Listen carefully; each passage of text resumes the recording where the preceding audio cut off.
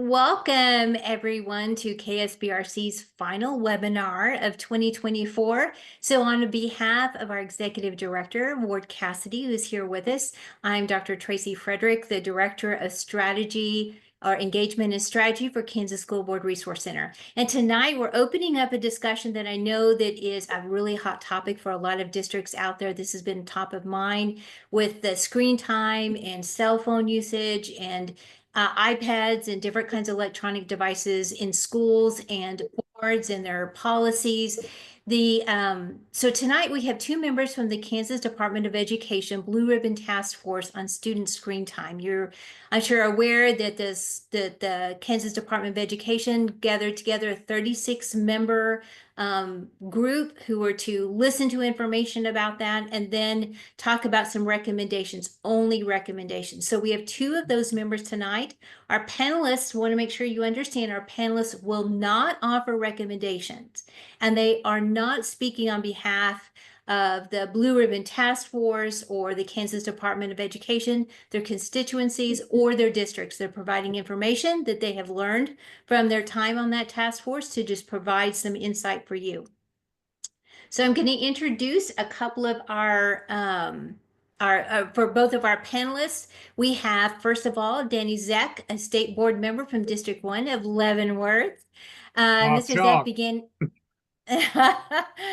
Mr. Zeck began his term on the Kansas State Board of Education in 2023, and he was born and raised in Leavenworth, Kansas, where he owned a car dealership for 30 years, and he's been active in his community for all of that time, serving on the local school board for 15 or 16 of those years, and as a volunteer at his church for 30 years. He and his wife, Dinah, are the proud parents of two sons who attended the Leavenworth Public School System, and he is a grandfather of 5 grandchildren.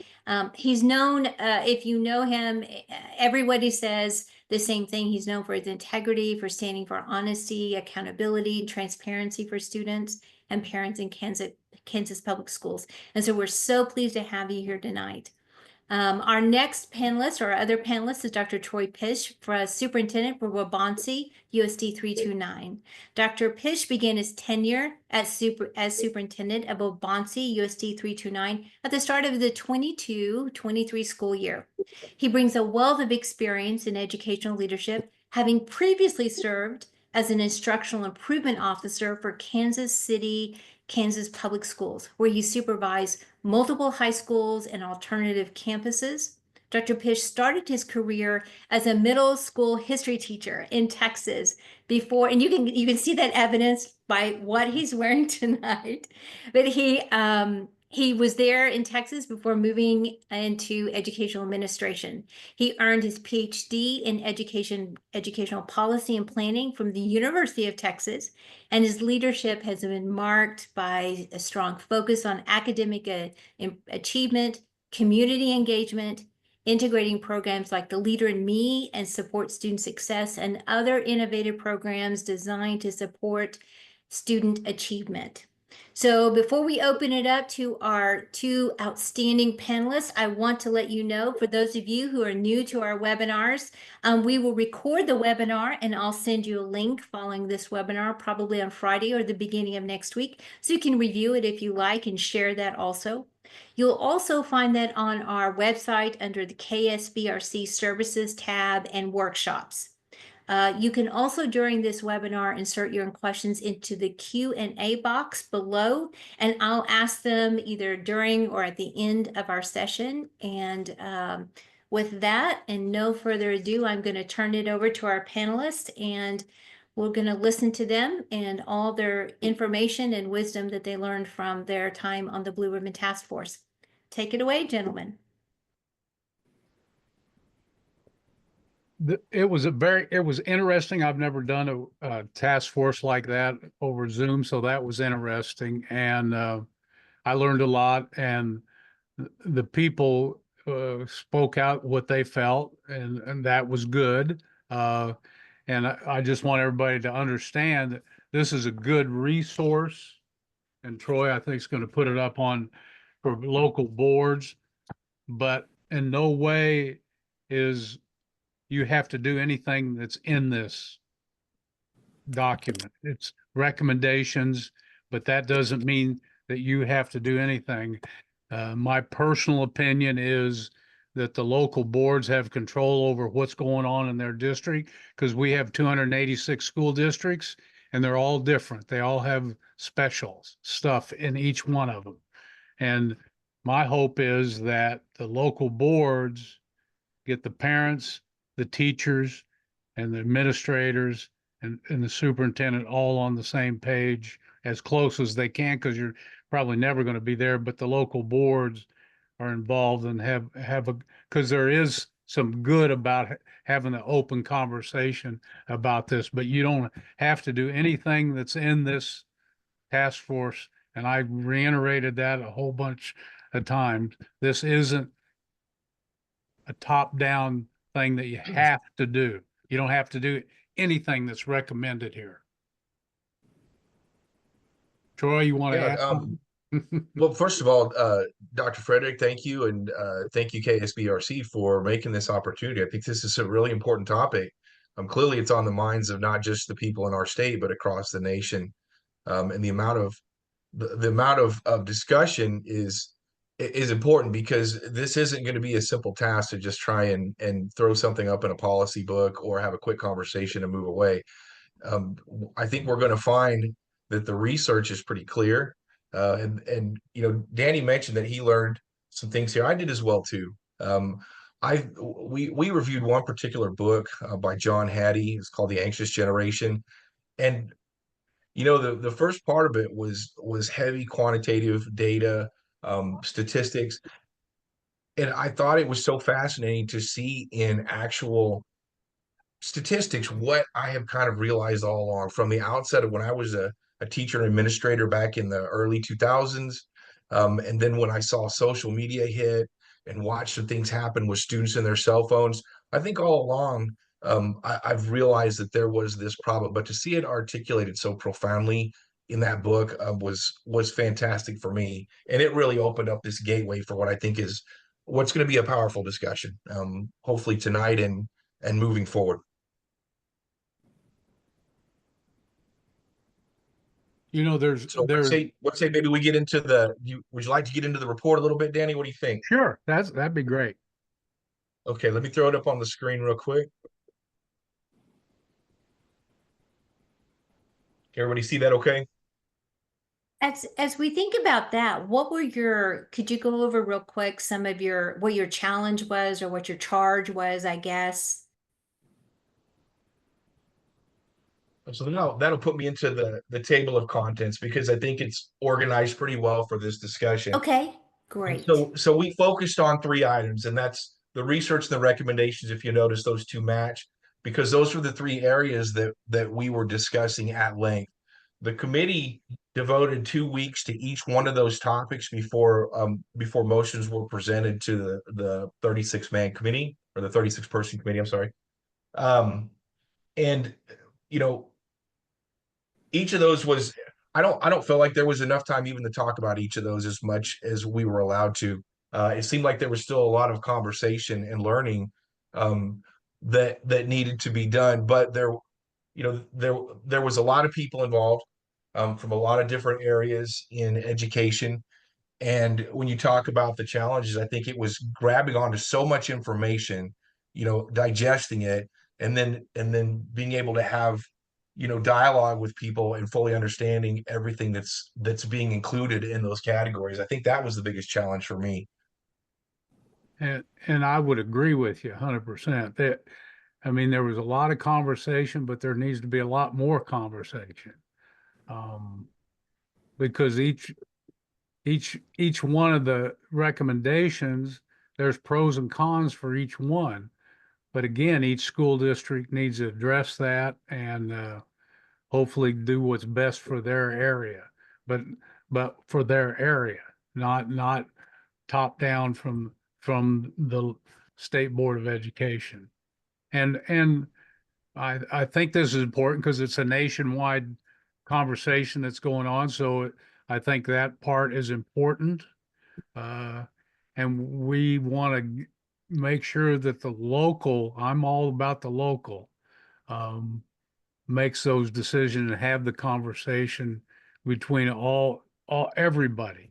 Actually, the kids too, the parents, the kids, because we never had a panel discussion where we could ask questions of the kids that were on the task force, because we had 5 students on the task force, and we never had a time to talk to them about what they actually thought about this stuff. So I think that's important to find out from kids also, because kids are pretty. You know, yes, they are. And if I could point out, I want to give a lot of credit to KSDE for Dr. Watson for putting this Yeah, together, because when you look at the people that were on the panel, this was a really great cross section of folks that are interested in this topic and are going to be impacted by whatever decisions are made.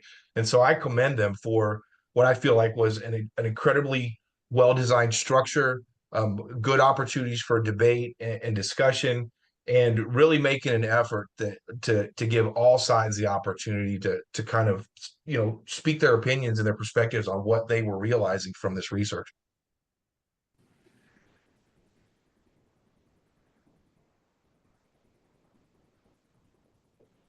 I'm not sure what else I can add if you go down.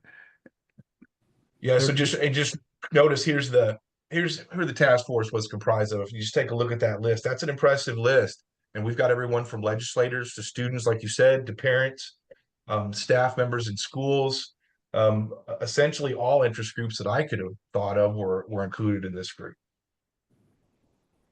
And the other thing that's good about this, I mean, this is not screen time, cell phones. This is not, they're not actually cell phones, but the this isn't going away. So we need to understand how to deal with all these things. And I'm not sure that when you ban stuff, if that teaches any responsibility or any, and I struggle with that, because I know it is a way of life, and but there has to be some, what's the right word to use? Um, have I think balance is the word you're looking for there, Danny. There you go. And what is balance? That's that's important. That's important. And it's going to be very difficult to navigate that, because as an instructional leader, there's a great deal of emphasis placed on learning through screens right now. And there's a lot of benefit that can be drawn from opportunities to learn in that way. However, again, there's a balance, because we have to understand that there's a lot of students that go home and they spend quite a bit of time on screens too. And understanding that there's that dynamic, I think, is going to be important as we again continue to push this conversation about what's going to be best for our students. So important definitions, as we talk about, some of the motions that were made, is the concept of the bell-to-bell policy, which essentially means as soon as you walk in the door this is I guess my own personal interpretation. As soon as you walk in the door, the phones are secured until the last bell when you pick up your phone as you walk out the door. Was that kind of your takeaway, Danny? Yes. Yes. And I come from a different point of view. I'm not an educator. I'm a business guy. So the other thing we need to make sure we talk about is understand that the taxpayer is paying for, let's say, the little pouches are $12 a piece. So if your school doesn't have that and you want to put them in there, then that's an expense that you didn't plan on before. So the taxpayer needs to be involved in that, which would be a parent most of the time. And then also if you're bringing home Chromebooks or iPads, that's a big expense again to the taxpayers. Is that something that really needs to happen in your school district, or do you have to have them at home? That's local, that needs to handle that. If the local people want to pay for that, I know that has nothing to do with a lot of this other stuff, but yet it does. So this was one of I guess this was a realization for me as I went into this conversation, this third definition about personal electronic devices. I actually had to go to some of my students to get some clarification and learned that that smartwatches have gotten a lot smarter than when I first explored them a long time ago. And they showed me some things that I was utterly amazed with. And so now I understand that third definition of personal electronic devices. We understand the earbuds, we understand the cell phones, but the smart watches were kind of a realization for me that I hadn't had going into this committee. So I'm going to go straight to the I think this is probably worth talking about, Danny, is what we learned from Hattie's book and some of the things that were shared with us. I know I had a lot of like wows. I knew there was a problem, but I didn't realize the magnitude until I saw it in the numbers. Did you have a lot of those experiences too? Yes, yes, sure did. Did any one of them really stick out to you more than others, or was there one that was like, boy, that's impressive? Actually, the social and attention fragmentation really, and addiction, because it is addictive. Have, Mm-hmm. I mean, it is addictive, and I worry, having been through 81 buildings in my district. It's different when you go in a classroom and everybody's on the screen and nobody's talking, and then you go to a different classroom in that same building and they aren't, not that they're not using the computers, but they're not on there, and it's a whole different atmosphere. Uh, and I worry, that's something that really worries me about socialization, looking eyeball to people in real time, not how we're looking over the computer now. That I really worry about that, and attention, because you start flipping through that, all the different things on your phone, and so you're thinking about 14 different things at once instead of focusing on stuff you need to focus on. Yeah, so for me, I think going into this committee, I had a lot of it kind of centered in, okay, there was that COVID year or two that was just awful, and we were all locked to screens. And I'd associated a lot of the issues that I thought we were going to hear about with that. But what I found was extremely fascinating was this very strong correlation between the moment in time when the front facing camera merged with social media. Everything just kind of blew up from there. And I think they attributed that to maybe 2013, 2014, along those lines. And when they plotted out the impact of that with the not only the number of self-reported mental health issues, in other words, students reporting for themselves that they're having these kinds of struggles with depression and anxiety, but also the emergency room visits that were happening. And when they laid those three lines across each other, it was almost a perfect correlation. And that right there was a takeaway for me that it was beyond COVID. This has been an issue that's been building for longer than just 1 or 2 years, but it's been kind of a slow creep. And now we're seeing now that it's in a much larger magnitude than maybe it was in 2013 and 14. Um, I, I feel like we all just kind of got caught unawares here, and maybe a little bit behind the eight ball as a result.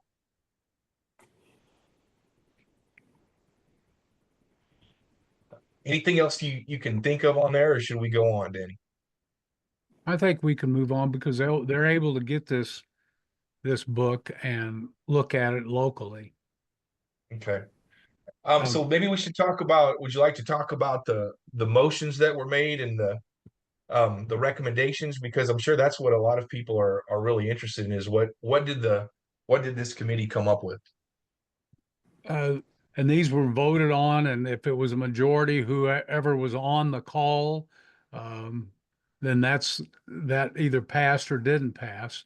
And so these are the recommendations that the group came up with. Again, they're just recommendations. That doesn't mean you have to do any of them. But I would have if I was a local board, I would have a conversation with the right people. Again, I keep going back to it: the parents, the teachers, the administrators and the local board. Because based on my face-to-face with teachers, we have and other superintendents, we there's in some areas there's policies already in place. In some areas there's no policy in place, but each building has their own way of doing it. And that's a struggle too, because each one is differently. And even if some building has a certain way of doing things with personal devices, again, we're still putting a lot of pressure on the teachers to handle that instead of everybody being involved for that.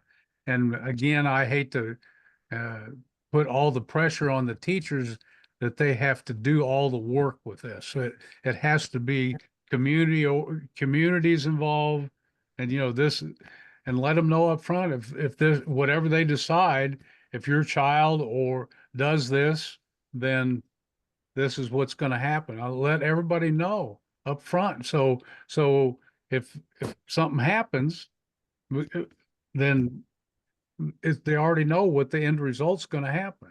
And because I had one kid tell me, say, that's okay. They can do away with the personal devices. I'll just bring my own phone and put it in the bag, and then I'll hide my other one during the day.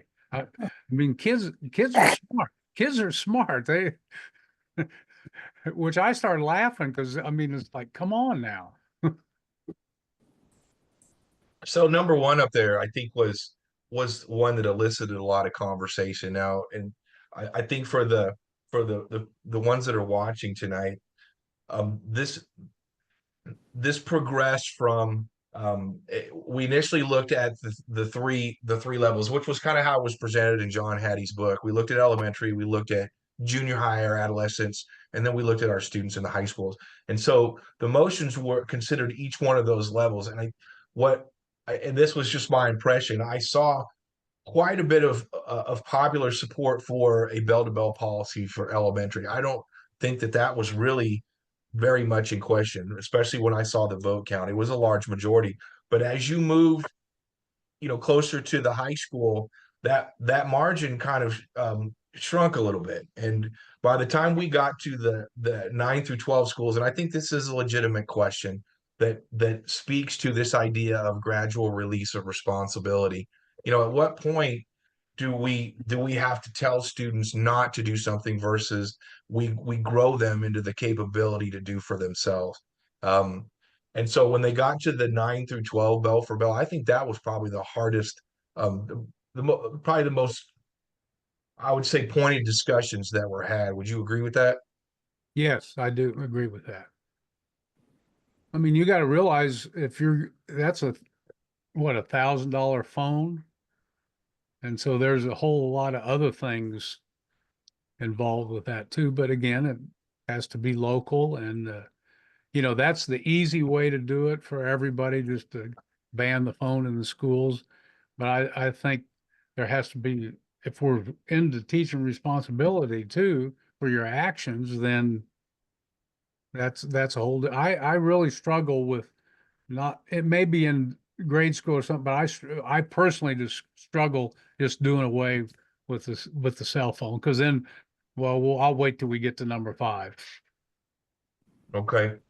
And I think what goes along with that bell for bell, that when number 2 comes in, it's the idea that not only do we not want to see them, but we're gonna put them in a place where we know that the kids aren't going to have access to them.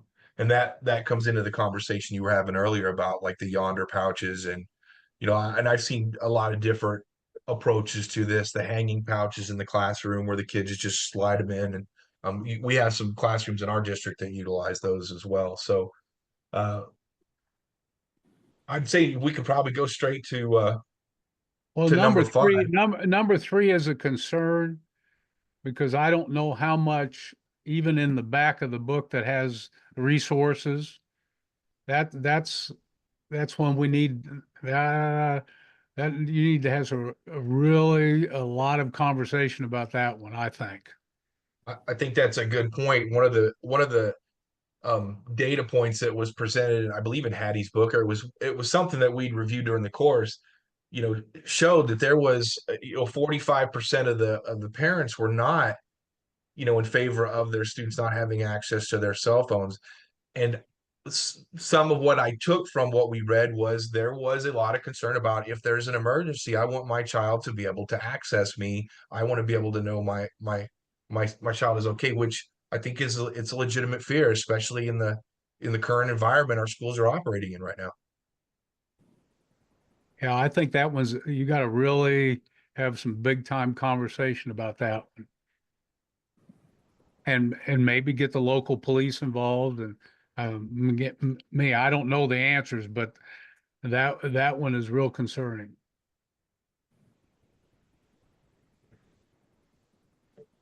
So I did think you number have four. input? Go ahead. So when you were talking about this one and talking about maybe some kind of, parents being able to connect with their kids if there's some kind of an emergency. So what kind of background information did you find? You said there were 45% of, parents said that they wanted to be able to do that. So maybe half and half. Is that correct, Dr. Bitch?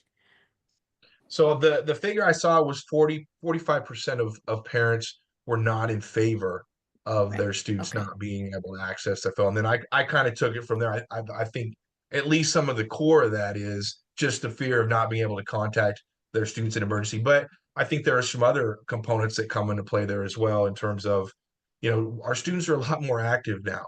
They've got athletic events, they're working, they're taking care of siblings and family members. And so I think we've all gotten used to kind of communicating with each other in short form to schedule things and keep things running. And but that goes and doesn't intersect well with the idea of they can't touch their phones all day. And I think, to Danny's point, this is going to be a deep conversation that needs to be held between all levels in a school district, constituents, leadership, and staff and students, to come to the right combination. And what may be good for one district may not be good for the one next to it. I agree. So maybe we'll switch over to Here, screen time. let's go. Could you go back a little bit? Yes, Okay, sir. number 5. This is an interesting one too. The task force recommends district create a personal device policy for staff members. It's funny how kids think.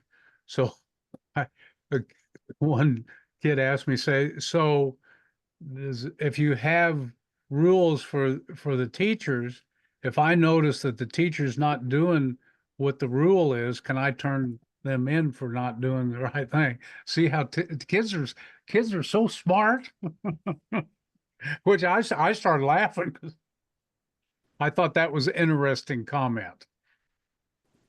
So I guess my question would be, where does this come from? Does it come from just, that what's good for students should be good for staff, or did you find that there were some issues as well with staff using their personal devices?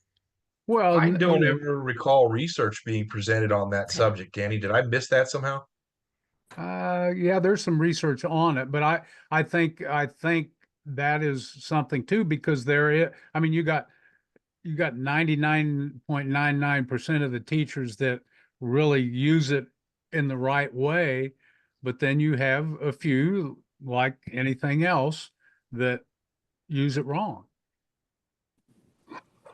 So if we're asking kids, if we're asking kids not to use their personal devices during class, should the teachers, and I respect the teachers. I mean, I don't know. That's why I don't know if we can do away with it. But there has to be rules, and the rules need to be followed. I mean, there is some discipline issues, I think. But I just think that's an interesting one. Actually, when I saw that, I looked up in our own district policies, and I did in fact find a personal communications policy in our district. And I'm not here to tell everyone that USD 329 is at the vanguard of all things new and exciting. But the policy was quite old, actually, and it spoke to professionalism, the things that our staff already endow. Um, and so I wouldn't be surprised if a lot of districts have that policy already embedded in their current policies. And I would, excuse me, I'm sorry, Tracy, go No, ahead. go ahead. I would agree with that too. So are you saying that perhaps this is less about the frequent use of their devices and more about the way in which they use them in relation to their communication to students? Or are we still talking about kind of the time or the use during Yeah, the my school day? takeaway was that this was related to maybe a concern that if staff are looking at their screens, they're not paying Okay. attention to the kiddos, or they're taking away instructional minutes that they should be giving. Um, and again, that's that bleeds into a lot of other areas of professionalism that most districts probably have a current policy on. But again, for every district, they need to decide, do they need to articulate this specifically? Do we need to have this rule in the rule books? Or is this a cultural acceptance of this as a practice? This is how we do things here in our district. We do it this way. 100%.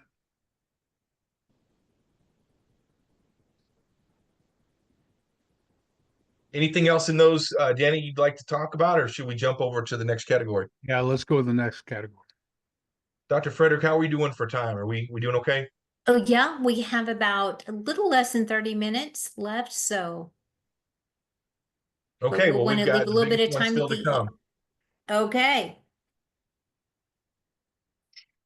So the screen time and mental health, I think again, this was probably my biggest aha, was all of these considerations about what we're seeing now, that's been building, pretty systematically over the last 7 or 8 years. Let's see, we're in 2024 now. Let me take that back. It's been a decade.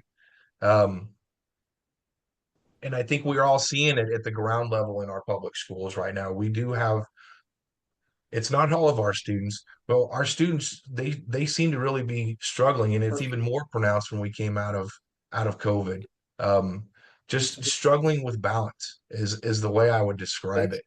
Uh, some of it you can't spot, and some kids you can see it, they're wearing it. And it's been a concern, and I think there's been a press by the state and even at the national level to try and provide as many mental health resources as we can into the schools, because I think there is this sense that there's a problem, but maybe not sure exactly what the origin was and how to tackle it. I thought this Blue Ribbon Task Force Committee was almost the key to what I've been trying to understand for about the last 10 years.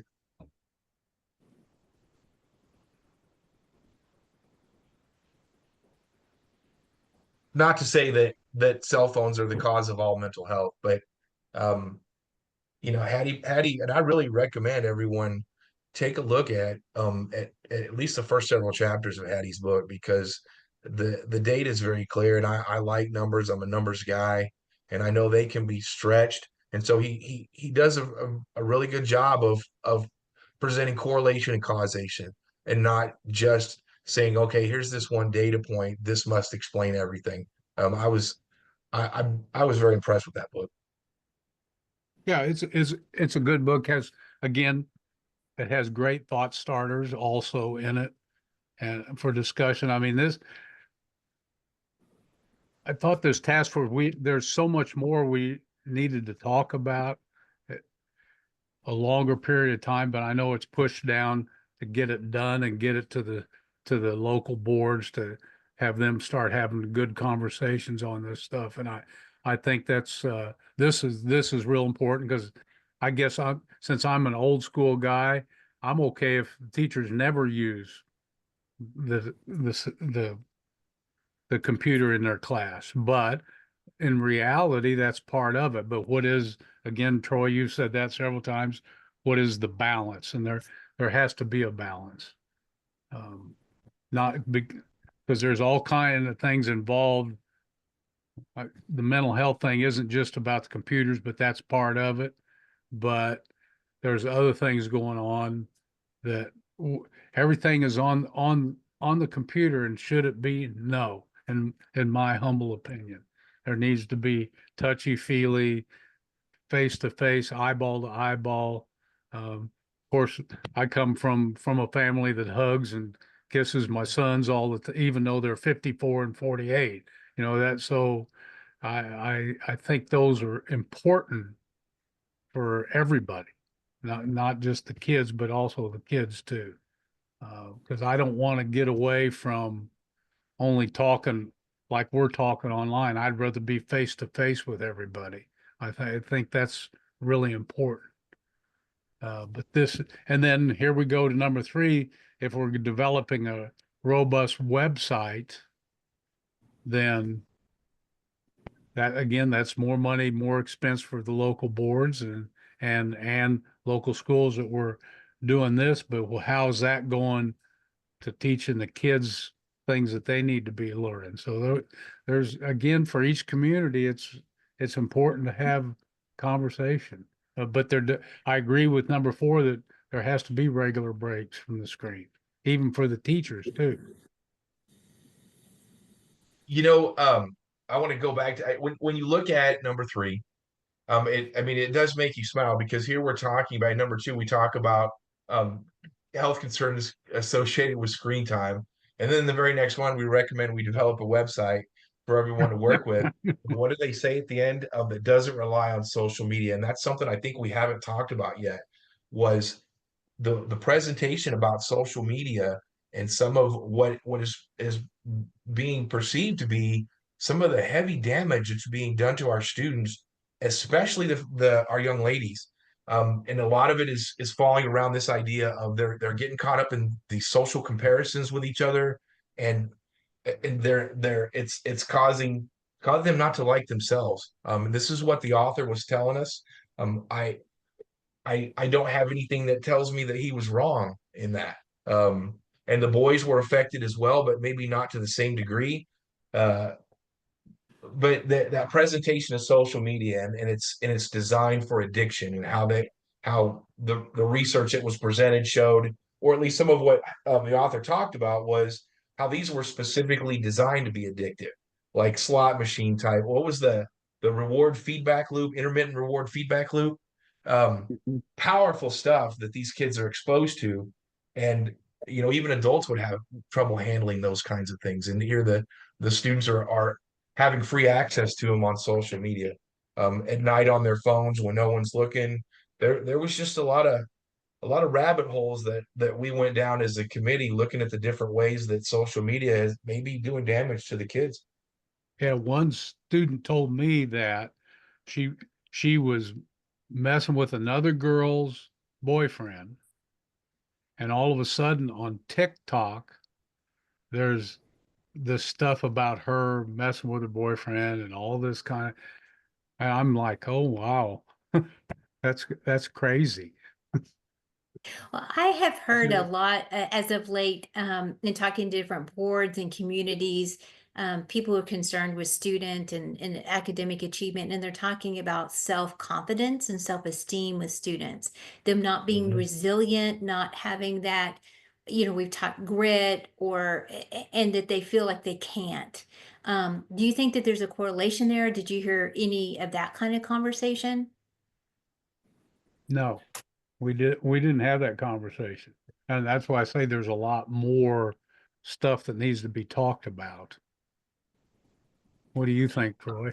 I would agree. I think in time we would have gotten there was just so much to discuss. I mean, we were literally going through multiple chapters and trying to talk about all those things in 45 minutes. But I think we would have gotten to that. And that was part of the author's conversation with the reader was that this is damaging self-esteem, especially for the young ladies.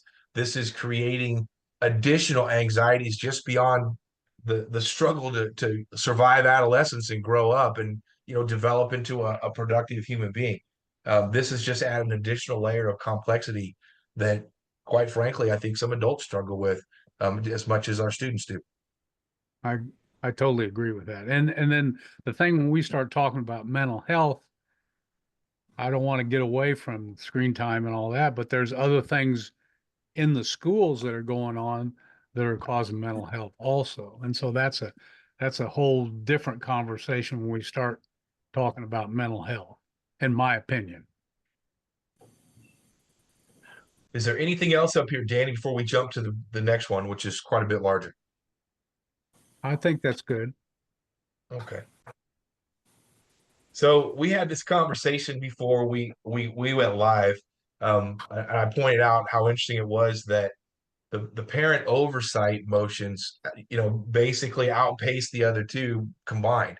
There were a total of 13 motions that were approved or recommended and approved by the panel compared to I think 5 and 4 on the other two. So what that tells me is this is definitely one that's going to take a little bit of time for a district to dissect when that many recommendations came out. I think it was as much the divergence of opinions on the committee as it was there were this many possible things to talk about. Yes, I totally agree. And that's what I struggle with is, do they really want more parental control or do they not want parental control? So when we go through stuff like this, I don't disagree with any of these things, but really, what is the end result there?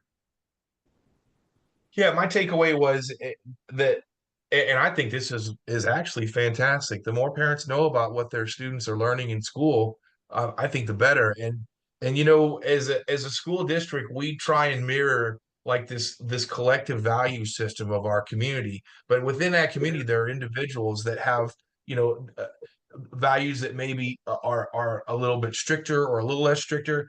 And so I like the way that these discussions and a lot of these motions allowed for parents to make tinker adjustments at home when their child's at home. If they don't want the student to be able to access certain sites, um, eh, you know, at the house, then they should be able to turn those off. And this is specific to when kids bring district technology home. So it's not their own personal devices. These are the iPads and the Chromebooks that get sent home for students to use.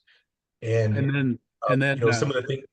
and Go ahead. some of the IT people that were on the task force or came to speak to the task force were really good about, we've then that's a whole different set of things when we let parents have control over that. And so that's a big thing. And, I don't understand all that, but, maybe that's one of those things where you don't take not their personal phone, but the locally owned computer home. Maybe, and that's one of those discussions to have. But then also what they see, or because a lot of parents don't even want their kids on the computer. Not a lot, but they should have that option that they don't have to be on the screen uh, because of the information that they're taking and the questions that they answer, all the stuff that's being put in the computer. Some parents don't want their kids to have any of that information about them in the computer. And I understand that too. Yeah, and I think it's important to consider that parents, I think just like every other parent, you want to trust your kiddo. You want them to learn freedom and learn responsibility. And so what I liked about this is, as a parent, sometimes you just got to check things out. You got to look under the bed. You got to check in their closet, maybe open a drawer. But those phones, or the not the phones, I'm sorry, the iPads, the Chromebooks, those might be difficult to navigate. There's a lot of ways you can create a drawer that no one can get into. And so I did like this approach.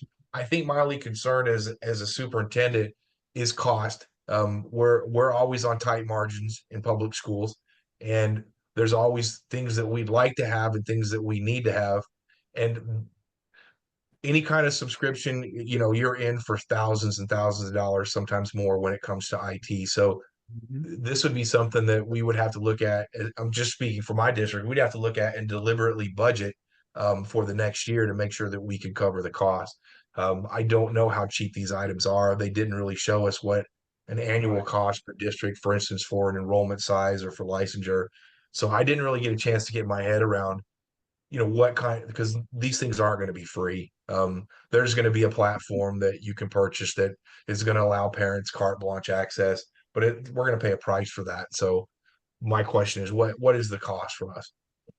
Yeah, and I think I said this earlier before we went live, the Chromebooks and the iPads that they take home. So there's one, I think I said this before we were on, that there's one school district that is going to make sure that all the kids have, I don't know if it's Chromebooks or iPads, and in their school district, all the grade school kids, and it was $600,000 of taxpayer money for them to be able to have that and take home with them. So, I mean, that's big money. And so do they really need to be taking devices home? I'm not saying they shouldn't. That's just a question. Is the taxpayer okay with that? Guys, I've got a question. Was there any discussion at all? You give kids these Chromebooks and maybe you're giving them an assignment on that, but they get home and they don't have internet access. So what should teachers do? I mean, So that is a good question. That's a great question. Yeah, and I will tell you, I think most districts probably have a little bit of practice of this already after going through COVID, because there was a point where we were deploying everything electronically, but had to take into account there were places in our district where students didn't have Wi-Fi access, or families had limited resources and weren't able to get Wi-Fi. And then you saw, you heard the stories, and they weren't just stories, they were real. Students that would have their parents drive them to McDonald's so they could use the free Wi-Fi in the parking lot so that they could get their assignments done. And I think that speaks very well for the number 7, which is, do districts need to create an opt-out policy? I think we already had practice with that, because of when we had those kids in those situations, we did have to provide paper-based assignments and other ways for the students to participate. I want the parents to obviously have that ability to opt out, but I would have some deep concerns about ensuring that we create an experience for that student. If that's what the parents feel is best for their kiddo, then we still have the obligation as the educational institution to ensure that that student gets every possible advantage that we can provide, that may be happening through the screen for other students. How that's going to work, not exactly sure, but we're up for the challenge. Well, the taking them home in the homework situation is certainly a question I've heard in almost every school district I've talked to, because there's a high percentage, depending on the school district, though they don't have that internet access. And then what we find is, I think a lot of teachers don't want to do that extra work. It's a lot easier to give an assignment, go to this website and do your work, than it is to make paper copies of all that. So, I mean, I think we have to be very careful when we're sending people home with things to do, because they're not all going to get it done. And like you said, we need to provide that for everybody. So lots of things to discuss, but you guys have done a good job. Yeah, I think it opens the door for a lot of conversation. And hopefully the local boards need to be involved. I think that's really important that the local boards are involved with that. And hopefully, Danny, I think they're wanting us to get into some questions at some point, but I just want to circle back around and talk about. You still have about 8 minutes. We have a couple of questions that have come in, but you still have a little bit of time if you want to. Okay, great. I just wanted to circle back and talk a little bit more about the committee, the Blue Ribbon Task Force. There was not a single person in there that didn't have kids' best interest in mind. I was convinced in that from the get-go, and I never strayed away from that opinion. Everybody was in there because they love kids and they want to take care of our students. That doesn't mean that all of our opinions were aligned, and there was some very spirited debate throughout the task force committee. But I truly appreciated the way people spoke, the articulation, the profound thoughts, and their willingness to grab a hold and tackle this monster that nobody's really been able to get their arms around yet. So I don't know if any of these folks that were in the task force are watching this, but big ups to everybody that came, and you guys gave a lot of your free time. After a long day at work, you sat in there and you stayed in the game. And so I was just proud of that task force. yeah, I thought it was really good. It opens the door for a lot of good discussion, and that's a good thing. That's a good thing. Well, just by advertising it, you've made every school have this discussion. So we can't thank you enough. I mean, they were having it beforehand, but this gives them some guidelines to really take a look at it and maybe get something done and that will work for their district. And like you said, Danny, school boards need to play an active part in this. Yeah, I think that's really, really, really important. Because I was telling earlier, also, I heard from teachers. So some schools, I probably maybe I already said this. If I did during this, cut me off. So some school districts have policies, some school districts don't, but each building might have something about personal devices, what they're doing, and then, but but then they force the teacher to control that. And that again, we're putting more on the teacher than we should. But then I've been in where you have a teacher that's a little rough around the edges, and I saw this in a high school. She had this is the rules on your cell phone when you come into this room right here. This is what to do. So I walk in that classroom and nobody was on the cell phone at all. And they didn't have them put in pouches or anything. So whatever she's done ahead of time or whatever she's done to discipline somebody that didn't go by her rules, I really respect that because the kids were focused on her and they weren't on the screens. And she had the whatever that big, not the whiteboard, but she had the computer screen and stuff. And she was teaching science like crazy. It was awesome. Yeah, I think that's a really important subject to talk about, Danny, is when the board members do sit down to hash out these discussions, it's important to have all the stakeholders at the table. And I want to emphasize those teachers need to be seated at that table when the discussion's had, because my sense is a great deal of this is going to fall on their shoulders. And I'm going to be very clear with you. I'm in year 25 of public education, and our teachers carry a tremendous amount of responsibility and weight. And I always hesitate to add additional layers. You know, 25, 30 years ago, we taught reading, math, social studies, and science. And now, 25 years later, we're our teachers are instructors, they're healthcare workers, they're mental health people, they're the refrigerator, they're the wallet. They do so many things for kiddos. And we've got to be very cautious as we move into this discussion and come up with ideas that we are checking with teachers and ensuring that we are not adding an additional workload to people that I see are already battle fatigued by the amount of work that's laid on their shoulders every year. Yeah, and I hope local districts just don't take this book and go through each recommendation. That's what we're doing. I hope it's not like that. Well, this might be a good segue into one of the questions that we have from one of our attendees. I have 3 questions for you. This comes from a school board member who says, and this kind of is what you were talking about. This person says, it seems to me that balance is the key, which is what you were saying earlier. Could some of this data and recommendations and even warnings about mental health be incorporated into our social emotional curriculum? This would be a long-term problem requiring a lot of different simulation or simultaneous approaches, good policy combined with educating students, staff, and families about responsible and balanced screen time. What do you think about that? I'll let Troy. I think that this subject fits beautifully into social emotional character development, because that's what our district focuses on, is developing character, developing the student. And part of that is teaching responsibility and um, uh, teaching the ability to tell yourself no. You've had too much. It's time to stop. Um, that is part of a well-rounded student and a well-rounded adult. And so teaching screen time responsibility, I think fits beautifully with that. But I would have to say this.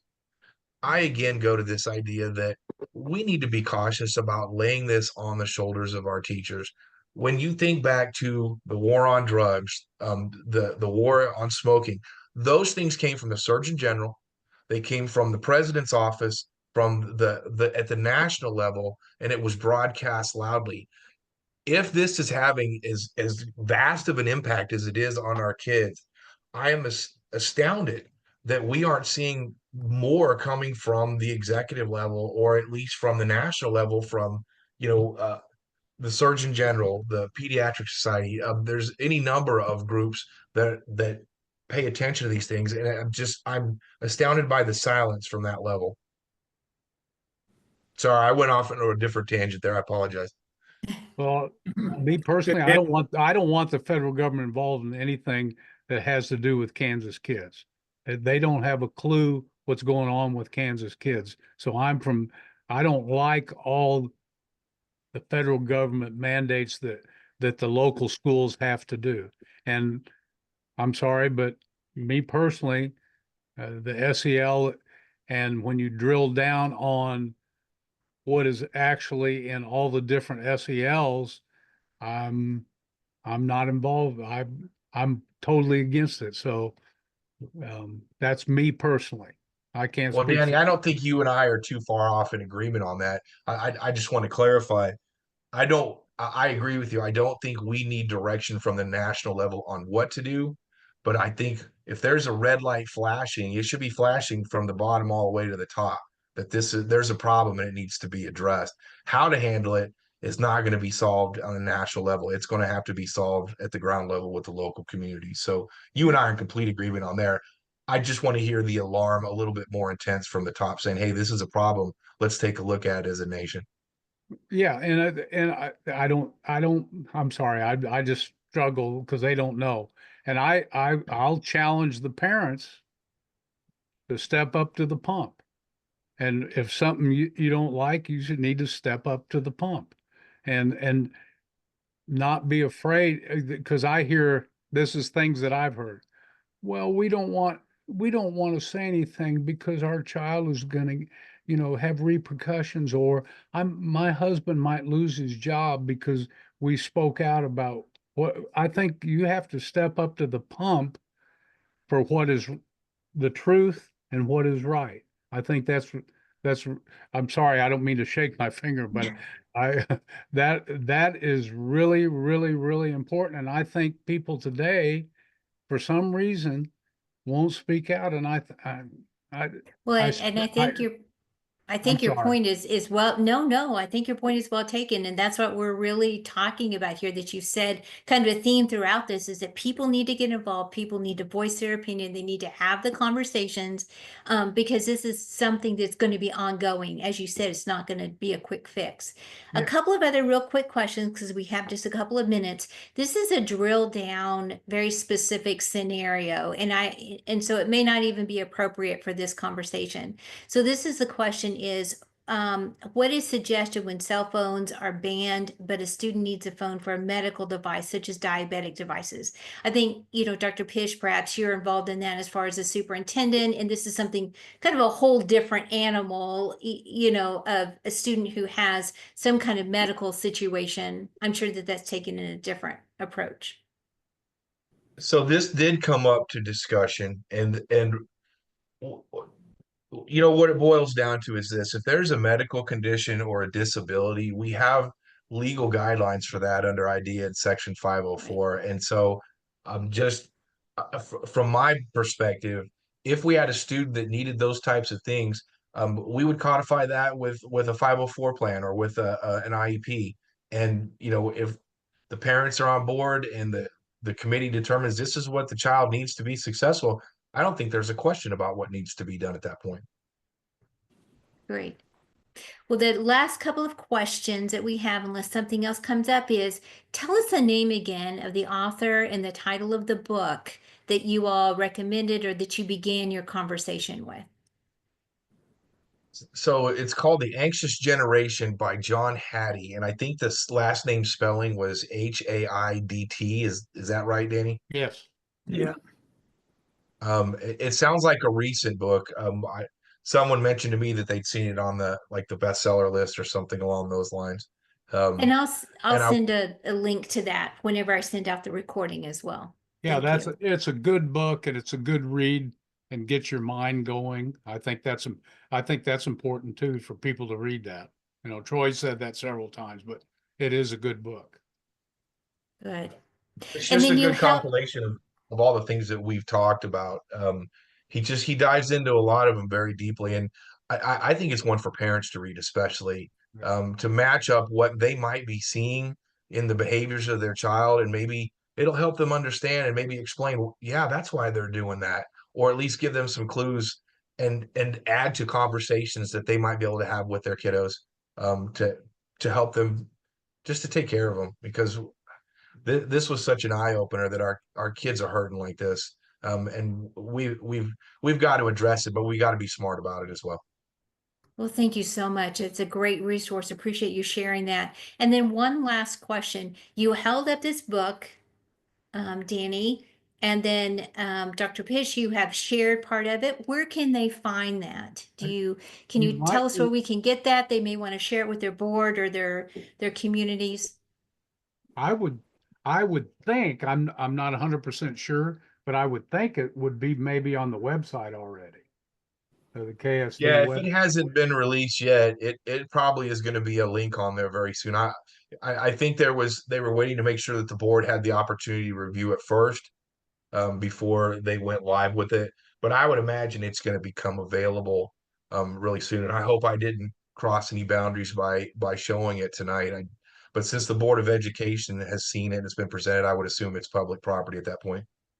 Well, I understand it's been on the news in Yes. Topeka, and I know they were there interviewing some of the board members and some of the task force people. So I would think they should be able to get it. Well, and if they can't right now, they should be able to get that soon. Tracy, I'll tell you what, or Dr. Frederick, I'll tell you what, I will email you a copy of it, and if you want to post it on KSBRC really soon, we can make that happen right after Thank this. you. Good. I appreciate that. And Well, if there's nothing trouble. else, we can all blame it on him. If there's nothing else, we really appreciate this wonderful conversation. It's been fantastic. I know that board members will find it invaluable to at least start the conversation. That has certainly been, as I mentioned before, a theme is that you highly recommend this. This is your recommendations to talk about this within your communities and with your boards to make the decision that is best for your schools. So we're going to close this out, and so want to let everybody know that we appreciate and we're so grateful for our panelists tonight. It's been very informative, very helpful to kickstart those conversations. I hope that will be happening across the state with school boards, with students, with teachers, with community members to talk about what's best for them. So for those Thank you, guys. Thank you very much. Thanks for and having me. And for the rest of you all who are with us, we'll have our first webinar of 2025 on January 15th. We'll spotlight a K-12 program, the Campus Academy Network, or CAN. It's a free summer enrichment program for rising 6th through 9th graders designed to support students' academic growth during that critical time of those middle school, junior high years where they really need to kind of help to have that encouragement for those who are at that upper level in their academic development. Our panelists for that webinar will be CEO and founder Deborah Humphreys and Laura McDonald, the Director of Program Development, and we'll be sending out the link to that and hope you can join us then. Once again, thank you all for a great evening and hope everybody has a great rest of their night. Thanks so much. Thank you, guys. Good job. Good job, Tracy. Thank you. Thank you. Have a great evening. Thanks so much.